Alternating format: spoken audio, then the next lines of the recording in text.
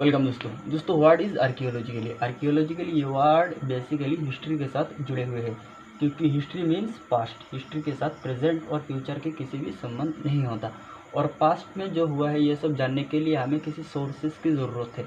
और ये archaeologically one kind of source. Basically history जानने के लिए हमें दो तरह के सोर्सेज मिलते हैं। पहले होता है लिटरेरी सोर्स और दूसरा आर्कियोलॉजिकली सोर्स। लिटरेरी सोर्स वो होते हैं किसी बुक मिलते हैं, किसी बड़े बड़े राइटर के द्वारा लिखा गया बुक।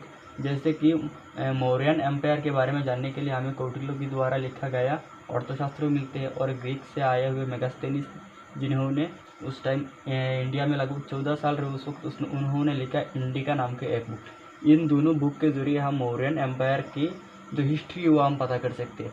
और दूसरा जो होता है वो होता है आर्कियोलॉजिकली बेसिकली उस वक्त लिखने के लिए किसी कागज़ पेन ऐसा या फिर ऐसा कुछ भी नहीं था, जिसके चलते लोगों ने बड़े बड़े पत्थर में लिखते थे।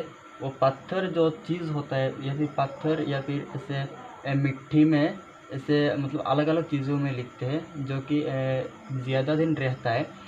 तो ऐसी जो मतलब जो चीज़ें मिले हैं उन चीज़ों से जो हमें हिस्ट्री के बारे में पता चलते हैं उस टाइम की, इससे कहते हैं archaeologically source.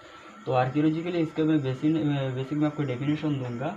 What is archaeology? Answer, archaeology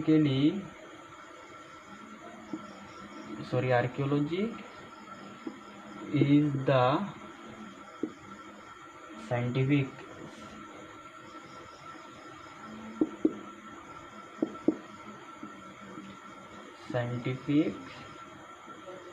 study of the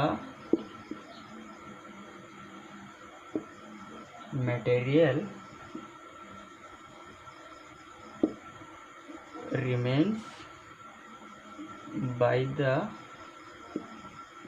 past human and their activities.